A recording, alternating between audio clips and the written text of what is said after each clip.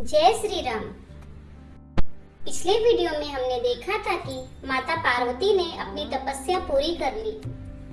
उसके बाद याज्ञवल्क्य जी भरद्वाज जी से बोले कि मैंने पार्वती का सुंदर चरित्र सुनाया, अब शिव जी का सुहावना चरित्र सुनो। जब से सती जी ने शरीर त्याग किया, तब से शिव जी के मन में वैराग्य हो गया। वे सदा श्री रघुनाथ जी का नाम जपने लगे और जहाँ तहाँ श्री रामचंद्र जी के गुणों की कथाएं सुनने लगे। अब आगे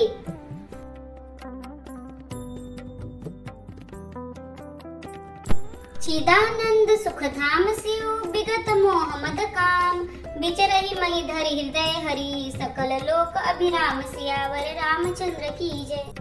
चिदानंद सुख के धाम मोह मद और काम से रहित शिव जी संपूर्ण लोकों को आनंद देने वाले भगवान श्री हरि श्री रामचंद्र जी को हृदय में धारण कर भगवान के ध्यान में मस्त हुए पृथ्वी पर विचरण करने लगे।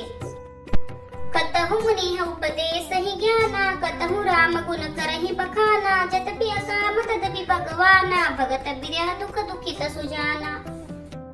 वे कहीं मुनियों को ज्ञान का उपदेश करते और कहीं श्री रामचंद्र जी के गुणों का वर्णन करते थे। यद्यपि सुजान शिव जी निष्काम है, तो भी वे भगवान अपने भक्त सती के वियोग के दुख से दुखी हैं।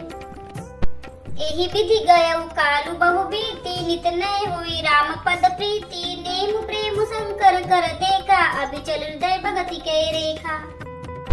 इस प्रकार बहुत समय बीत गया। श्री रामचंद्र जी के चरणों में नित नई प्रीति हो रही है। शिव जी के कठोर नियम, अनन्य प्रेम और उनके हृदय में भक्ति की अटल टेक को जब श्री रामचंद्र जी ने देखा, प्रगटे राम कृतज्ञ कृपाला, रूपशील निधि तेज विशाला, बहु प्रकार शंकर ही सराहा, तुम बिनु असब्रत को निर्वाहा। तब कृतज्ञ, उपकार मानने वाले, कृपालु, रूप और शील के भंडार, महान तेज पुंज भगवान श्री रामचंद्र जी प्रकट हुए।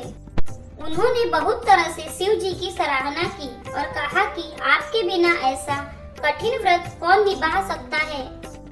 बहुविधि राम शिव ही समुझावा, पार्वती कर जन्म सुनावा, अति पुनीत गिरिजा के करनी, बिस्तर सहित कृपा निधि बरनी। श्री रामचंद्र जी ने बहुत प्रकार से शिव जी को समझाया और पार्वती जी का जन्म सुनाया। कृपा निधान श्री रामचंद्र जी ने विस्तार पूर्वक पार्वती जी की अत्यंत पवित्र करनी का वर्णन किया। अब बिनती मम सुनहु शिव, जो मोह पर निज नेहु, जाय विवाहु शैल जही, यह मोहि मांगे देव सियावर रामचंद्र की जय। फिर उन्होंने शिव जी से कहा, हे शिव जी, यदि मुझ पर आपका स्नेह है तो अब आप मेरी विनती सुनिए। मुझे यह मांगे दीजिए कि आप जाकर पार्वती के साथ विवाह कर लें। कह शिव यद्यपि उचित अस नाही, नाथ बचन पुनि मेटि न जाहि, सिर धरि आय सुकरिय तुम्हारा, परम धर्म एह नाथ हमारा। शिव जी ने कहा, यद्यपि ऐसा उचित नहीं है, परंतु स्वामी की बात भी मेटी नहीं हो सकती। हे नाथ, मेरी यही परम धर्म है कि मैं आपकी आज्ञा को सिर पर रखकर उसका पालन करूं। मातु पिता गुरु प्रभु कै बानी, बिनहि विचार करिय शुभ जानी, तुम सब भांति परम हितकारी, आज्ञा सिर पर नाथ तुम्हारी। माता पिता गुरु और स्वामी की बातों को बिना ही विचारे शुभ समझकर करना चाहिए। फिर आप तो सब प्रकार से मेरे परम हितकारी हैं। हे नाथ, आपकी आज्ञा मेरे सिर पर है। प्रभु तो से सुनि शंकर बचना, भक्ति विवेक धर्म जुत रचना, कह प्रभु हर तुम्हार पन रहे, अब उर राखे जो हम कहें। शिव जी की भक्ति ज्ञान धर्म से युक्त वचन रचना सुनकर प्रभु श्री रामचंद्र जी संतुष्ट हो गए। प्रभु ने कहा, हे हर, आपकी प्रतिज्ञा पूरी हो गई। अब हमने जो कहा है उसे हृदय में रखना। अंतर्धान भय असभासी, शंकर सोई मूर्ति उर राखी, तबई सप्तऋषि शिव पहि आए, बोले प्रभु अति बचन सुहाए। इस प्रकार कहकर श्री रामचंद्र जी अंतर्धान हो गए। शिव जी ने उनकी वह मूर्ति अपने हृदय में रख ली। उसी समय सप्तऋषि शिव जी के पास आए। प्रभु महादेव जी ने उनसे अत्यंत सुहावने वचन कहे। पार्वती पहि जाई तुम, प्रेम परीक्षा नेहु, गिरिहि प्रेरि पटेहु भवन, दूरी करेहु संदेहु, सियावर रामचंद्र की जय।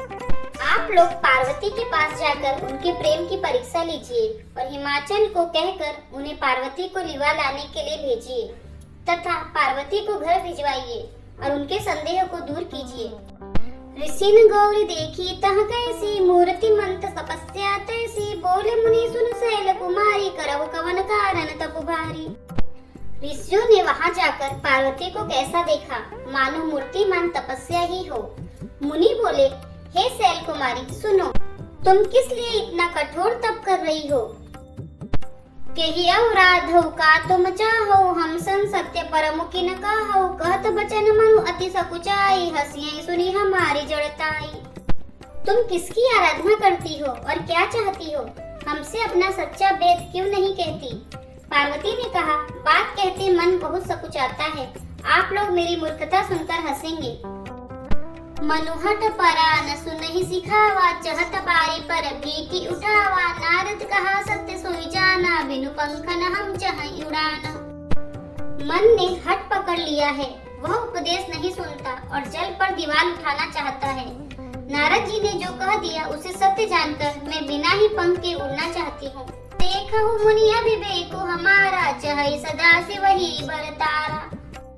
हे मुनियों, आप मेरा अज्ञान तो देखिए कि मैं सदा शिव जी को ही पति बनाना चाहती हूँ।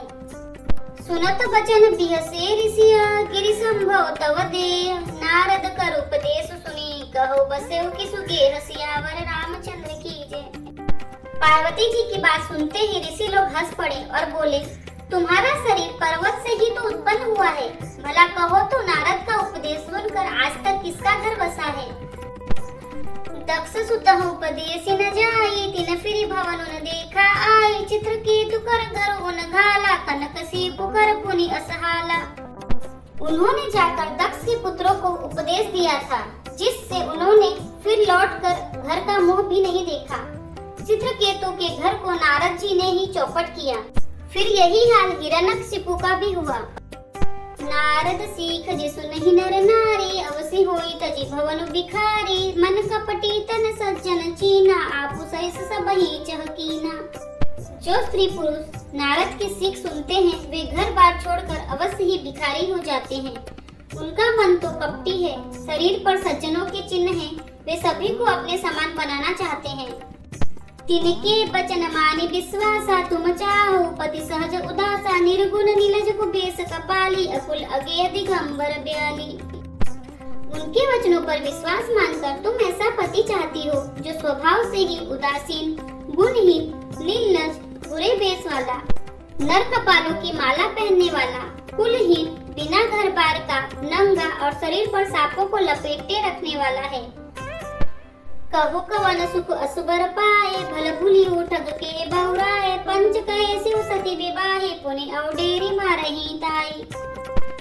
ऐसे वर के मिलने से कहो तुम्हें क्या सुख होगा। तुम उस ठग नारद के बहकावे में आकर खूब भूली। पहले पंचों के कहने से शिव ने सती से विवाह किया था, परंतु फिर उसे त्याग कर मरवा डाला।